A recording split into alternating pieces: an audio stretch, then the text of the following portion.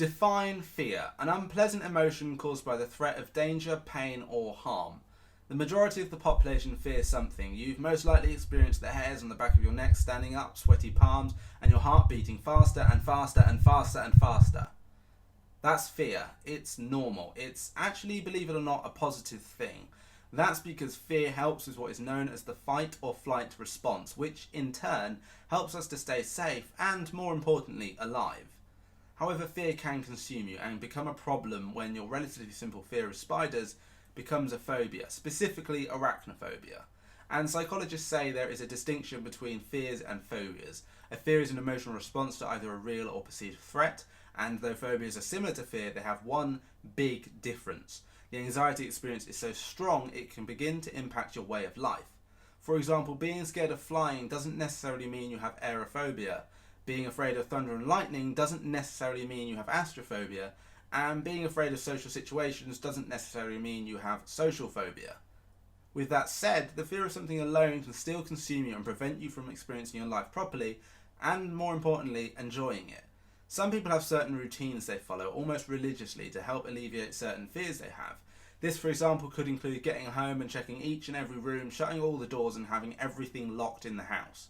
These routines create a sense of safety, helping to remove our fears so that we can feel at ease. And having a routine isn't a bad thing, but these routines can sometimes have an undesirable effect and actually begin to invoke more fear, which could potentially defeat the entire point of the routine. It's vital that we make sure to find the right balance when following a strict routine. We need to know what we do if we have to confront the fear that we're actually trying to avoid.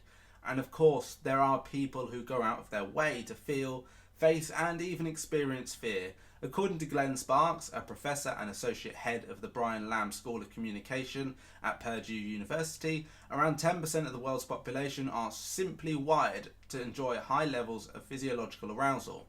These are often the sort of people who will willingly watch a horror film or ride a roller coaster. When we experience fear, we can often also experience adrenaline. But adrenaline isn't always connected to fear. The adrenaline rush we experience from being confronted with fear ties in again with the fight or flight response, allowing us to respond to a situation more quickly, be that through running away or having to face it head on. You're almost certainly at this point thinking about the fear or fears you have and even possibly how you can fight those fears yourself. And the most important thing to remember is when we're scared and we fear something, we often believe it is worse than it really is. For example, someone that fears small spaces will believe the space they're in is actually smaller than it truly is. And if you're scared of spiders, you may believe the spider is bigger than it really is. And if we're not careful, fear can begin to allow us to lose touch with reality and consume us. There are a variety of methods to face fears and hopefully conquer them. And of course, I'm not going to sit here and tell you which one would work best, what you should do or how you should do it, because everyone is different and what might work for one person may not work for another. I'll end with a quote by Zig Ziglar. Fear has two meanings: forget everything and run, or face everything and rise. The choice is yours.